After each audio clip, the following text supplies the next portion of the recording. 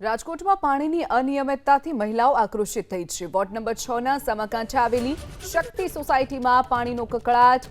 નવી લાઈન નાખવામાં આવતા 1 મહિનાથી પાણી નથી મળી રહ્યું તેવો પણ આક્ષેપ લાગી રહ્યો છે। ભર શિયાળે પાણીના ટેન્કર પર વોર્ડ નંબર 6ના લોકો નિર્ભર છે। અનેક વખત કોર્પોરેટર ધારાસભ્યને રજૂઆત કરાઈ છતાં નિરાકરણ ન આવતું હોવાનું સ્થાનિકોનું કહેવું છે। કોર્પોરેટર ધારાસભ્ય માત્ર આશ્વાસન આપતા હોવાનો સ્થાનિકોનો આરોપ। નિયમિત પાણી ન મળે તો ઉગ્ર આંદોલનની પણ ચમકી ઉચ્ચારી છે। વોર્ડ નંબર 6ના કોર્પોરેટરનો પાણી પૂરતા ફોર્સથી ન આવતું હોવાનો દાવો। વોર્ડ નંબર 6માં માત્ર 3 થી 4 સોસાયટીઓમાં જ ઓછું પાણી આવે છે તેવી વાત કોર્પોરેટરે કરી હતી।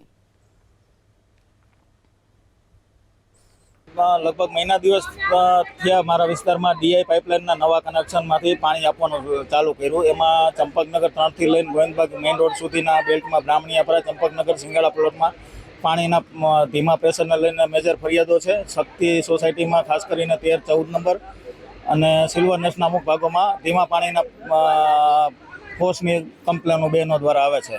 અત્યારે અમે ભાવેશભાઈ કોર્પોરેટરની ઘરે આવેલા છીએ પાણીની રજૂઆત કરવા માટે કે અમારા ઘરે પાણી આવતું નથી। જે મહિના દિવસ ત્યાં નવી લાઈન નાખી છે એમાં અમારે પાણી સાવ કૂતરો લાર પાડે ને એટલું પાણી આવે છે, એથી વધારે પાણી આવતું નથી।